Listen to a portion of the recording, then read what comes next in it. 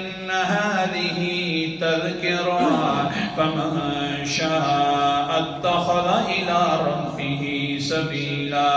آیت نمبر 29 اور 30 کی تلاوت کرنا ہوں. بے شک یہ اونچا نصیحت نامہ ہے قرآن مقدس والا. فمن شاء اتخذ إلى ربه سبیلا. جو شخص چاہتا ہے کہ میں سیدھا راستہ بنا لوں, اپنے رب والے راستے کے اوپر چلنا شروع کر دوں, تو قرآن مقدس والا راستہ اپنا لے.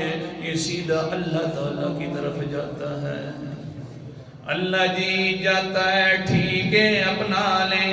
موٹا سا مسئلہ کیا ہے کہ تاکہ پتہ چل جائے کہ ہم سیدھے راستے کے اوپر جا رہے ہیں.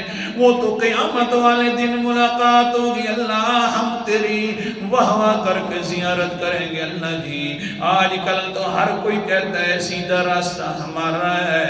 اللہ تعالیٰ فرماتے ہیں سیدھے راستے کا خلاصہ یہ ہے کہ وَمَا تَشَاءُونَ إِلَّا أَن يَشَاءَ اللَّهُ.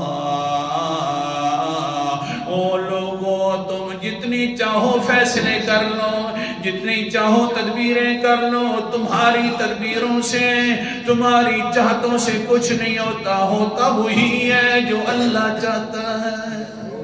اللہ اکبر کبیرہ. یہ ہے سیدھا راستہ کہ اختیار رکھنے والا ہے تو صرف کون ہے؟ چاہتے پوری کرواتا ہے اپنی آپ تو کون کرواتا ہے؟